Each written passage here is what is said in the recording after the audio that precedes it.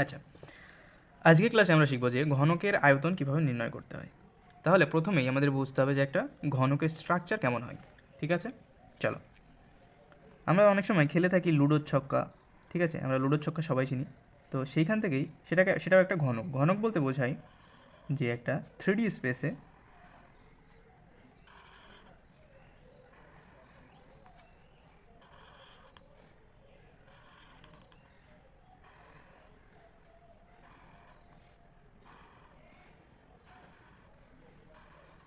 আচ্ছা, এই হলো একটি ঘনক।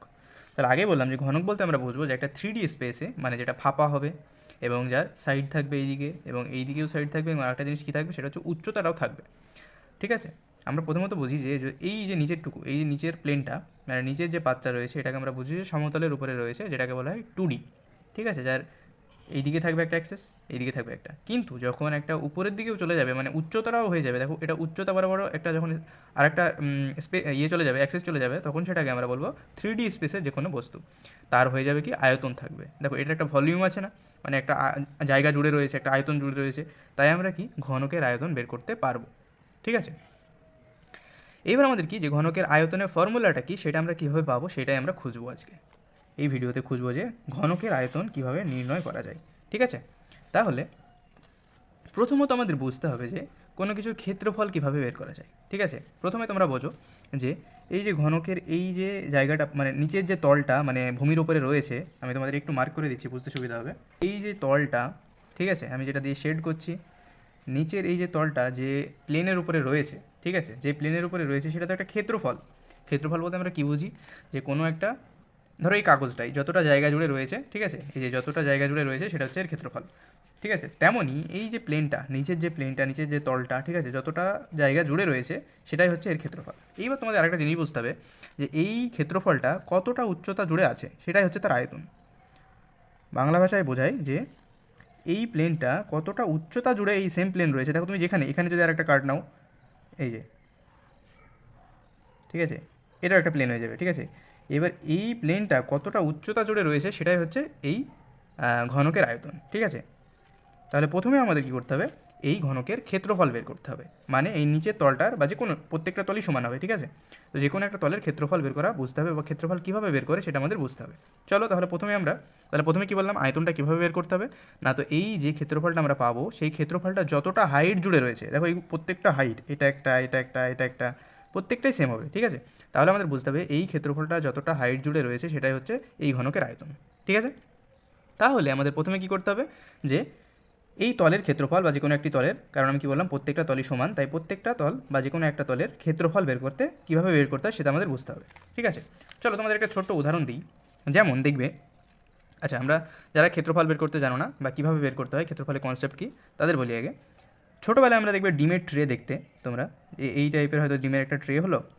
ঠিক আছে, এবার ভাবো এই একটা ডিমের ট্রে, এবার এইখানে তো ডিম থাকে, ধরো দুটো করে ডিম আছে এই দিক দিয়ে, এই কটা ডিম রয়েছে, তোমরা ভালো করে বোঝো। ঠিক আছে, এই একটা ডিমের ট্রে, এই দিক দিয়ে দুটো করে রয়েছে, এই দুটো দুটো দুটো দুটো, মানে এই রো বরাবর আছে দুটো, আর কলম বরাবর কটা আছে, একটা, দুটো, তিনটে, চারটে করে আছে।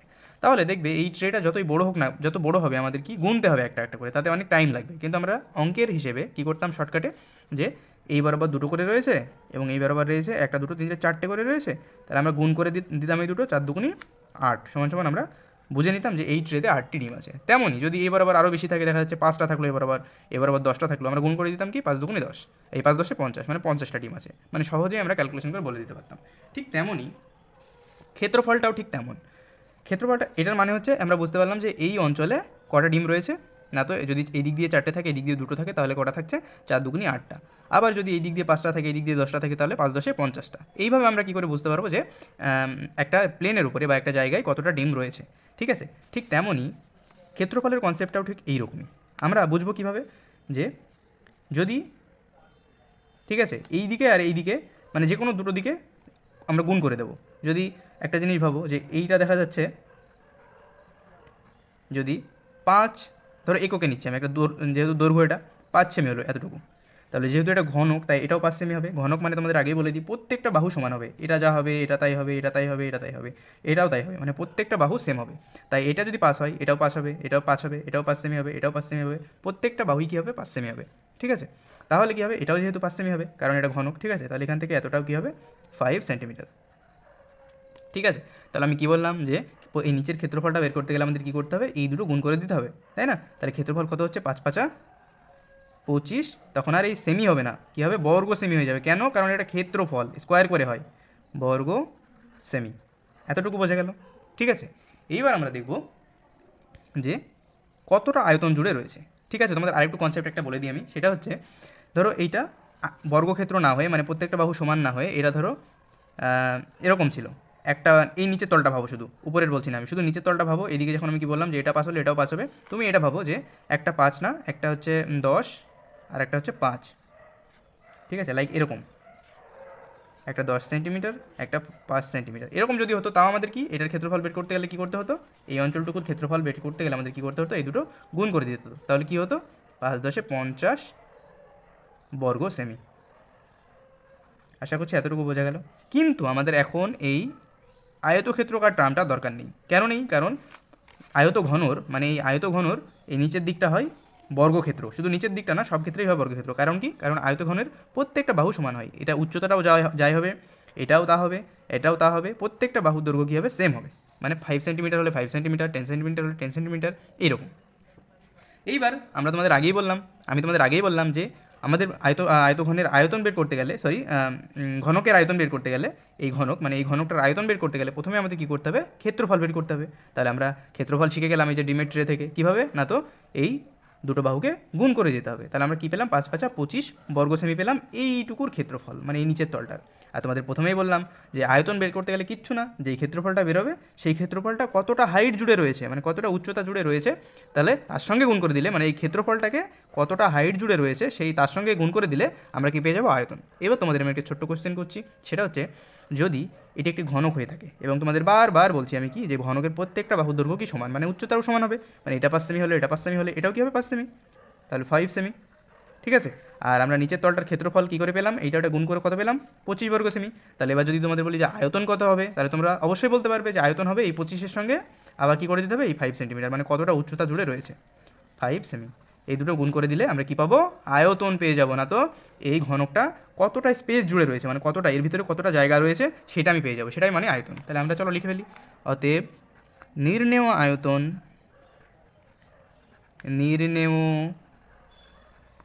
আয়তন সমান সমান কী হবে বলো তো সবাই, মানে মানে ক্যালকুলেশন করে ফেলো। কী হবে না তো 5 × 5 25 পেয়েছিলাম, তারপরে আবার 5, তার মানে হচ্ছে 25 × 5 এত। এবার আর বর্গ সেমি হবে না, কারণ এটা আয়তনে চলে যাচ্ছে, এতক্ষণ ক্ষেত্রফল ছিল তাই বর্গ সেমি, এবার আয়তনে, তাই কী হবে ঘন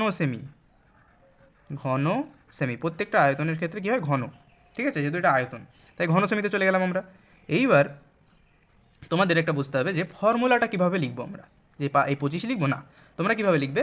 ধরো তুমি একটা জানো না, যে কোনো ফর্মুলা লিখতে গেলে ভাবো যে অতএব, মানে তোমাদের সিম্পল ভাষায় বলছি আমি, সেটা হচ্ছে যে অতএব আমরা লিখবো যে ঘনকের এটা এটা একটু লাইটলি লিখতে চলো, লিখবো যে ঘনকের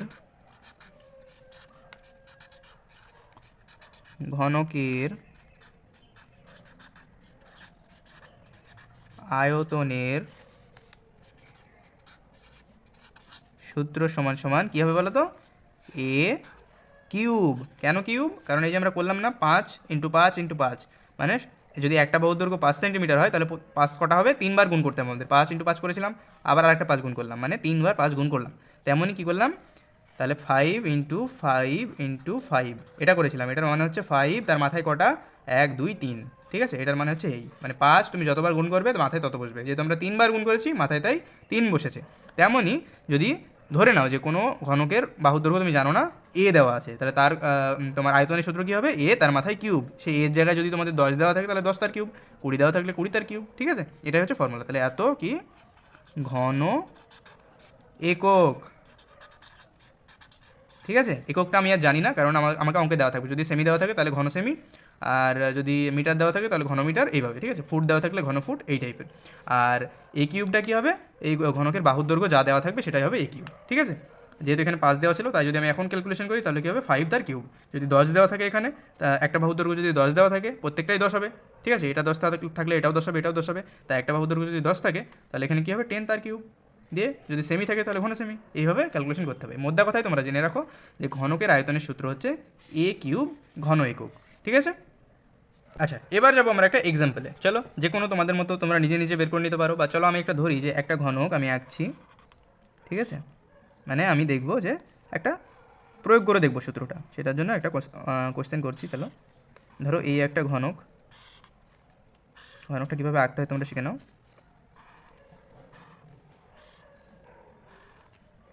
ঠিক আছে, ধরো এই একটা ঘনক, এবং এই ঘনকের একটা বাহুর দৈর্ঘ্য দেখা যাচ্ছে দেওয়া আছে। একটা বাহুর দৈর্ঘ্য মানেই সব বাহুর দৈর্ঘ্য, মানে একটা বাহুর দৈর্ঘ্য যা হবে সব বাহুর দৈর্ঘ্যই তাই হবে, কারণ প্রত্যেকটা বাহুর দৈর্ঘ্য সমান হয়, ঠিক আছে। তাহলে 10 সেমি, ঠিক আছে। আমি যদি দেখছি যে 10 সেমি একটা বাহুর দৈর্ঘ্য দেওয়া আছে, তাহলে তোমরা অবশ্যই এখন বলতে পারবে, কারণ আমরা আগে সূত্র প্রমাণ করে আসলাম। সূত্র কীভাবে আমরা পাচ্ছি, সূত্রটা আমরা জানি কি, যে ঘনকের, আমরা আগে লিখে নেব, আমরা জানি ঘনকের আয়তন সমান এ কিউব ঘন একক। অতএব এক্ষেত্রে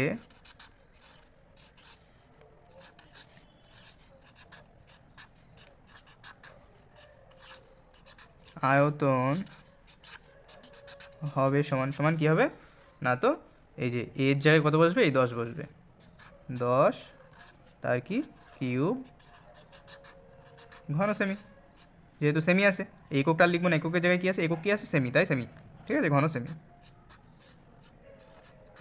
ওকে, তাহলে এটাকে জাস্ট ক্যালকুলেশন করে দাও। 10 তার কিউব মানে কি বললাম, 10 তিনটে গুণ আকারে, 10 ইন্টু 10 এত ঘন সেমি। আর লিখছি না, ডট দিচ্ছি।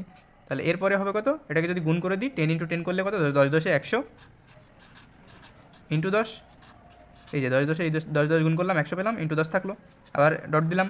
তার মানে 100 আর 10 গুণ করলে কত হয়, এত 1000, এত ঘন সেমি। এই হয়ে গেল আয়তনের সূত্র, মানে আয়তন। এই 10 সেমি ঘনকের আয়তন কত হবে, আয়তন এত 1000 ঘন সেমি, ঠিক আছে। এইভাবে তোমরা যে কোনো, যদি তোমাদের অঙ্ক দেওয়া থাকে যে ঘনকের আয়তন কীভাবে নির্ণয় করতে হবে, এবং তার যদি বাহুর দৈর্ঘ্য দেওয়া থাকে, তাহলে তোমরা সোজাসুজি এই ফর্মুলায় বসিয়ে দেবে। এই কিউব, এই কিউবের জায়গায় বসবে এ যত দেওয়া থাকবে, যদি 10 দেওয়া থাকে বাহুর দৈর্ঘ্য তাহলে 10, 20 দেওয়া থাকলে 20, যা দেওয়া থাকবে না কেন এর জায়গায় বসবে, আর মাথায় কী হবে কিউব দিয়ে, এটাকে জাস্ট এই ইন্টু আকারে, কিউব মানে সেটা ইন্টু ওই একই যেটা দেওয়া থাকবে সেইটা ইন্টু সেইটা, আবার সেইটা ইন্টু সেটা দিয়ে 3বার গুণ করলে যেটা আনসার আসবে সেটাই তোমার আনসার, ঠিক আছে। আচ্ছা, আজকের ভিডিও এই পর্যন্তই। আমরা আবার নতুন কোনো ভিডিও আপলোড করব নতুন কোনো টপিকে। তোমরা অবশ্যই কমেন্ট করবে কোন টপিকে তোমরা ভিডিও পেতে চাও, ঠিক আছে। আর চ্যানেলে নতুন হয়ে থাকলে অবশ্যই চ্যানেলটি সাবস্ক্রাইব করবে এবং বেল আইকন প্রেস করে রাখবে, যাতে নতুন কোনো ভিডিও আসলে তোমাদের কাছে সর্বাগ্রে পৌঁছে যায়। Thank you for watching.